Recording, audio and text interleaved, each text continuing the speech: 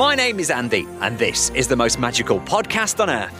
When I'm not on holiday at Walt Disney World, I'm planning a holiday to Disney. And when I'm not planning a holiday to Disney, I'm talking about Disney with other UK fans like me who make the trip to Orlando and the House of the Mouse. So if you too are daft for Donald, then this is the podcast for you. Or maybe the Disney novice, the fan who's thinking about, or maybe planning your first trip to Walt Disney World and you think that just because you've been to the one in Paris, it's just the same, isn't it? No, it's not. This really is the podcast for you. Every week, I'll be chatting to other Disney superfans from around the UK to share their memories of magical times. And this week's guest, Alan, had the most unbelievable thing happen to him on day one of his holiday. Day one of holiday, I was taken to hospital and had to get my appendix removed. I'm also going to be answering your Walt Disney World questions, get the latest news from the parks, and if you're heading over to Orlando over the next few weeks, all the essential information you need to know. So make sure you keep in touch. We are Pod Magical, Facebook, Twitter, and Instagram. This is the most magical podcast on Earth as part of the Secret Recordings Network. Don't forget, if you have got a question, you can drop that over to us, Facebook, Twitter, Instagram, Pod Magical. Hello to Beth, who is going for just 7 days and is staying at Disney, doesn't planning on going out of Disney. Do I need to take cash or can I just get by on credit card? Actually, the last trip I did when I went to Walt Disney World, we went for 2 weeks, didn't take any cash at all. We did go for days out to like Universal and we went to Busch Gardens a couple of times. There's only a couple of occasions when I thought we needed cash, and that was for tipping. So obviously when we got to the airport, we got on the Magical Express and then we got off and people were tipping the driver. I thought, I've got no change.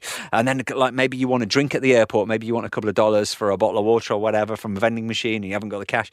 They're the only times when I think you physically need actual dollars. So even if you are taking large amounts of money, make sure you've got those dollar bills, $15, $20 bills is probably enough to go by. Everything else, especially if you're staying at Disney, just charge it to the room and then you can pay that off at the end. Or if you prefer to take money, if you're taking hundreds of dollars with you and you're still charging stuff to the room by the end of the holiday, if you've got loads of charges, you can go to front desk and use your remaining dollars to pay off some of what's on the room. It's a much better rate than bringing the money back and then exchanging it back in pound sterling when you get back. So yeah, a few dollars is what I'd suggest. Even if you're going for a couple of weeks, you could still get by and just having a few dollars to tip. The only other thing I would check is make sure you're using your credit card all the time. Make sure you don't get charged foreign transaction fees. There are some great ones around at the moment that you can use abroad, just like you use at home. I'm with Santander. Halifax have got a great one. Monzo as well you can use abroad. So as long as you're not withdrawing cash from a machine, if you're just using your credit card as a credit card and charging everything to your room at the end of the day, that's probably the best thing to do. So you probably don't need to take many dollars with you. Any questions? Facebook, Twitter, Instagram. Pod Magical is where we are. Same place to go if you want to be a podcast guest like Alan.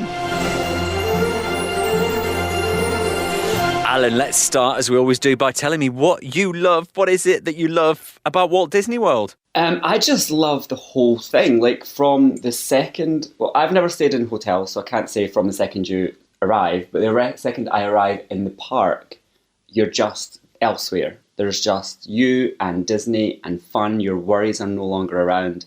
So it's just all about sheer enjoyment and being a kid again. Being a kid again. We love that. So can you remember the first time you went? Were you a kid the first time you went or were you a bit older? I was a kid. I think I was 10. So I went when I was 10 and then 12 with the family. And then it was like I didn't go again until I went to Disneyland Paris, which is not Florida. It's not the same.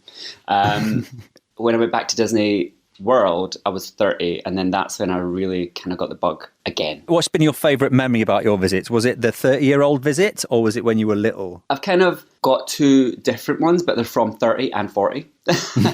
So rather than the kids ones, because the kids ones you remember from seeing old camcorder videos and stuff like that. So as a kid, you can kind of remember some things, but as an adult, you tend to remember a lot more. So from my 30th, it was watching Wishes. The very first night we got there, the first full day we had, we went into the park in the morning. Then we were staying off-site, so we went back for dinner elsewhere and then came back to the parks for Wishes. And that moment, I don't know if I can say it, I don't want to spoil it, but the moment when something happens... We all know what Emily's nodding now. Yeah. Going, I know which bit is on about. It happens in Happy Ever After as well. Yeah. But the first time I saw it, I was just like, wow, proper like taken back. And was that on your actual 30th birthday? It was the week after. So my birthday's in January, so we went my brother was getting married, so we went the week after. Yeah. Brother, spoiling everything for you. So you could be at Disney for your 30th birthday. No, but I still managed to get the badge saying happy birthday. Oh, yeah, some people wear them and it's like 6 months between birthdays. You go, Yeah.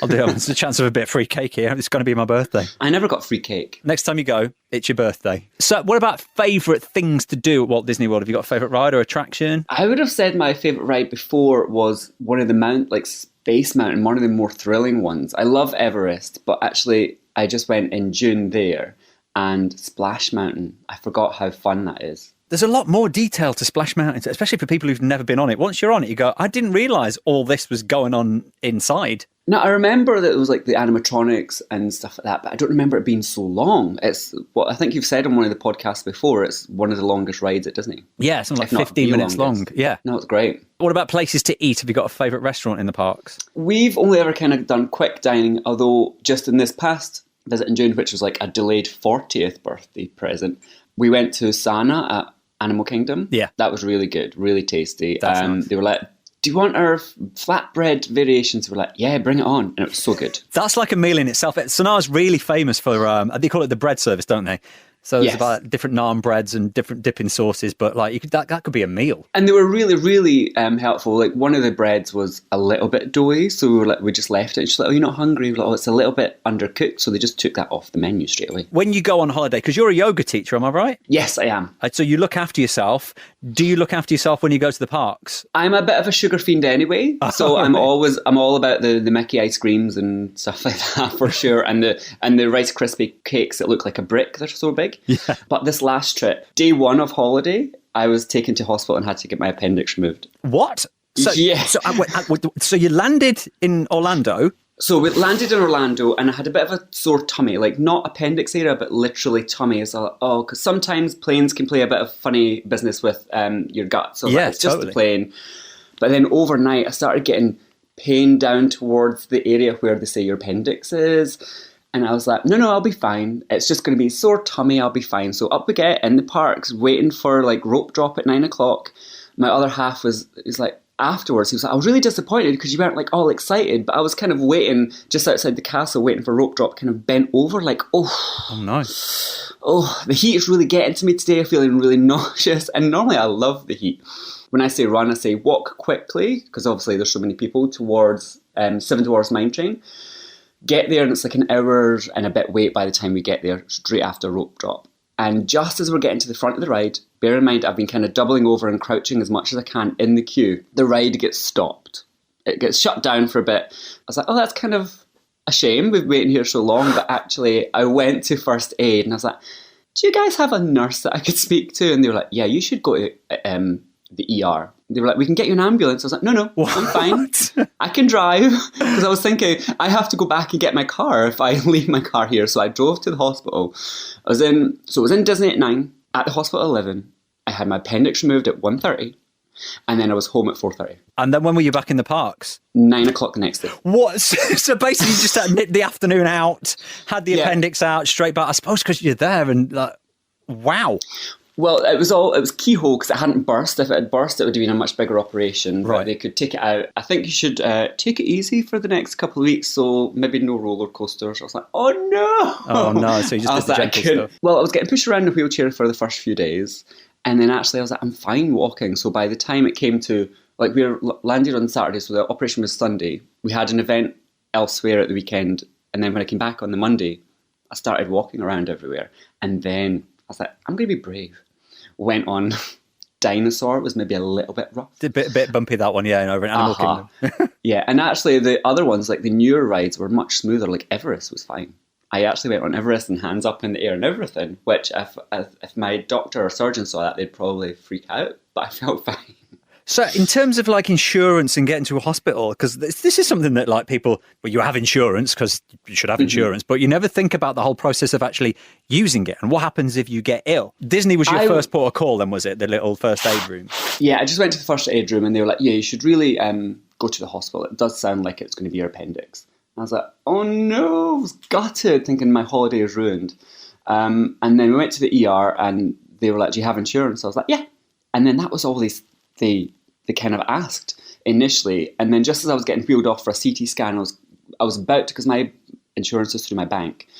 and I was phoning them, and just as I was about to speak to them, I started getting wheeled away. I had to give my phone to my partner, who obviously knows everything about me. He's also a guy, so it was easy to. It's like, "Hi, I'm Alan," and then they spoke to him. He gave the details as me. They're like, "Oh, you should really have called us before you got the operation or anything." It was like, "Well, it's kind of emergency." Yeah. And now it's just in the hands of the insurance company to deal with. But I do keep getting bills in because they've not obviously settled it, and I keep phoning my insurance like, there's a bill here for $60,000. Seriously, that much? Yeah. Wow. And there's a contingency, so it's like if you don't have insurance, it goes down to $47,000. But that's still a lot of that's money. nothing then, is it? During the whole time you've been telling me that story, in my mind, I just had visions of you being in a hospital with Chip and Dale dressed as a doctor and a nurse. The operation. If it was in Disney, I'm sure it probably would have had something like that. But no, it was just straightforward. This is where it is. And then a couple of student doctors going, "Can I prod you?" And then I was like, "Yeah, that's the spot. Please don't do that again." That's pretty sore. Ouch. Yeah. We'll chat some more soon. Alan, we'll find out more about your time at Walt Disney World and where you stayed and things like that. First up, let's check in with the latest news from Walt Disney World. And Disney have given us a little bit of a look into how the Tron light cycle ride is coming along at Magic Kingdom. The final part of the track was put together last month, and there is now a video over on the Disney Parks blog where there's a bit of an insight about how it was built. Obviously, it's currently a big attraction over at Disneyland Shanghai, where it's been open for about 3 years now. The attraction over at Walt Disney World is expected to open in time for the 50th celebrations 2021. But looking at the way it's coming along, I think this time next year, I think that ride is going to be open. Also, we've got a lovely little area where we can go and have a picnic at Magic Kingdom. Just a couple of days ago, the new Liberty Square market seating area opened. This is Liberty Square, just outside the Hall of Presidents, and there's a huge area there where it's tables all covered with umbrellas, and you can sit and you can bring your own food. Yes, you can bring your own food to Walt Disney World. Also, Epcot, there's brand new maps for the parks for Epcot, which also includes some attractions that are soon to be opening, including the brand new space restaurant, Space 220. Was supposed to be open by this time this year, but it's not. It's more likely going to be February next year. They did advertise recently for a new chef, so things had taken a little bit of time over at Space 220, but it also, according to the new park map, it is going to be open for breakfast, lunch and dinner, so plenty of opportunities to go and dine in outer space when that brand new restaurant opens at Epcot. Probably going to be early next year, I guess. Alan is our guest on the podcast this week. So going back to Disney then, away from hospitals, obviously you had a very short moment in a hospital, but where did you stay? Because you say you don't stay on site at Disney. No, I've never stayed on site. So this time we stayed in Vistana, which is just in Buena Vista, just off the I Drive. Yeah. And usually before that I've stayed in a motel on the 192 and then a couple of villas around that area. And when I was a kid, we stayed way up in Altamont, and I was like, why would we stay there? That's miles away as an adult. But I've always stayed kind of within stone's throw of the parks in a hotel or a villa. Yeah, Lake Buena Vista is really good, actually. I think a lot of the Lake Buena Vista hotels do free transport to the park anyway, don't they? I always drive, just because I like that kind of freedom, although we have planned another trip already. And we might try and stay in Disney and not have a car. It's always worth going for the first time. Just dip your toe. Have you got any ideas of which resorts you'd want to stay at? Well, from listening to you guys and different people's, like Port Orleans, French Quarter. Yeah. That is a very popular one for a moderate. Because like the value ones, they look fun and stuff, but it just looks like a motel that Disney have done up a bit. Yeah. And of course now if you go and stay at Caribbean Beach, you've got the Skyliner that takes you into Epcot and Hollywood Studios. So there's another reason to have a look at Caribbean Beach as well if you're looking at moderate hotels. Or if you want to push the boat out, I'm a big fan of the Yacht and Beach Club if you want to go crazy. Mm-hmm. So it's just, I know, like, because we were looking at the Disney websites and I was like, Finley, look at this. There's like a hotel room, and guess how much this is to stay here? £12,000. Who has that kind of money to stay for just a hotel room? This isn't their flights. This isn't park tickets. Just for the room, £12,000. I was like, that you could go to Disney like 5 times round.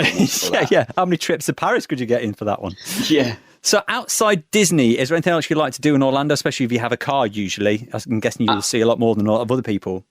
Yeah, I will always go to Universal, always. But I was like, Volcano Bay's there now, but after the surgery, I couldn't be in the water, I couldn't be in the sun, so I still didn't get to Volcano Bay. So that'll be next year. Yeah. And I've not been since I was 30, but I did love Busch Gardens, and I was there as a kid, and I loved it. And I will plan to go back this year and maybe just hire a car for a day to go down to Busch Gardens. Yeah, they do free transport, though, to Busch Gardens if you've got a ticket. Oh. Yeah, if you have a look at the Busch Gardens website, there is a shuttle bus. It only takes you there and brings you back. There's only one a day, but you sort it out through Busch Gardens. It's got a couple of pickup points. I think they pick up at SeaWorld and somewhere on International Drive. Okay. Oh, that's good to know. That's worth looking at. Mm-hmm. So what about your planning strategy then when you go? Are you somebody who, are you a winger or are you a planner? A bit of both. So until recently, it's always been, like the last few times I've been, it's always you go to the ride, you get your fast pass and you walk away. But now this past year, it was plan in advance. So we kind of just planned as many fast passes as we could and getting as many rides as we could, and say we couldn't get that big ride this day, we would go another day for that ride. But then once we were in the park on the first day, if that big ride that we didn't have a fast pass for was, if you could get there first and get on it, we would lose the fast passes for elsewhere. Yeah. Change it. So kind of plan, but then see how it is once you're in the parks. And we never got the Seven Dwarfs Mine Train fast pass. It was just always out. We didn't get Slinky Dog, didn't wait in that queue either because there was no shade. And for me, still kind of recovering, I was like, I can't.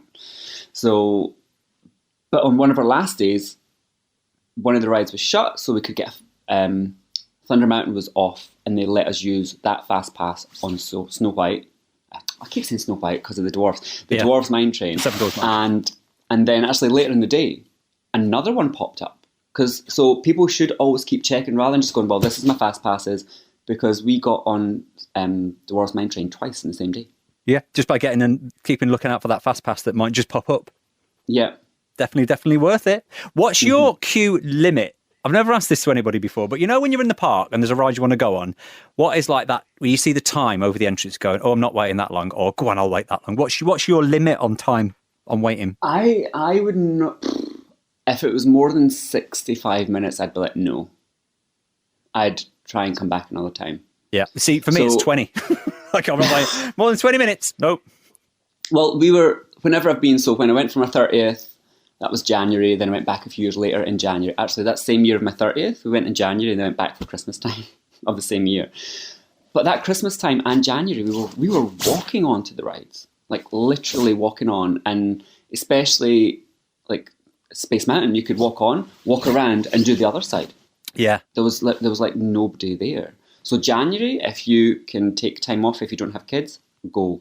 The weather was pleasant. There was one day we had like cardigans and a jumper on.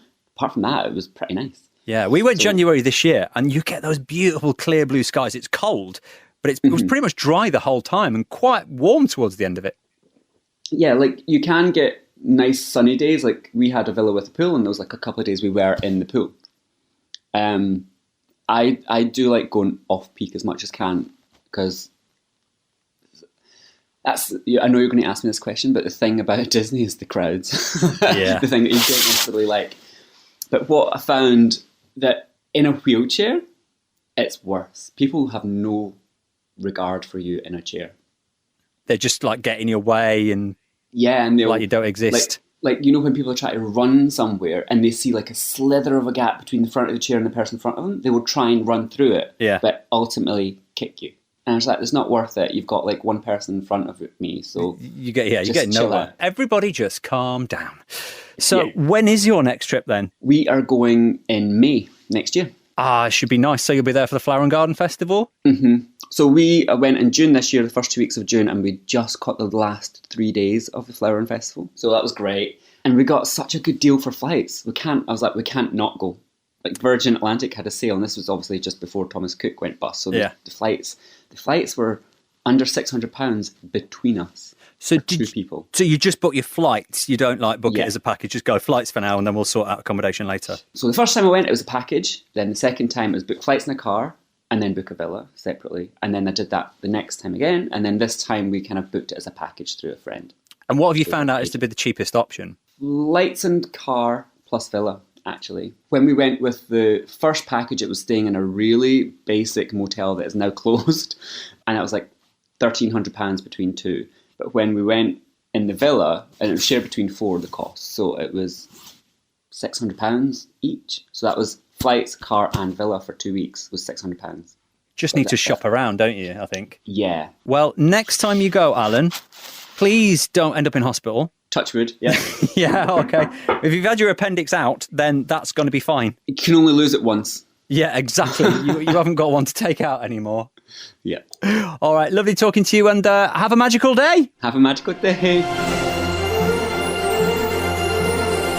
So if you are going to be heading over to Orlando anytime soon, you pick quite a good time, actually, especially if you're going this weekend. The Thanksgiving crowds from Thursday some will be around this weekend, but then next week should be a pretty quiet week. The weather's going to be cool, especially at night, so you might need a couple of layers on later on at night. Crowds-wise, as I say, you've got the post-Thanksgiving week, which is usually quite quiet, but then 7th to the 14th, there are cheerleading championships happening over at Walt Disney World, so it might get a little bit busier for that week. And, of course, the new Star Wars ride opens over at Galaxy's Edge.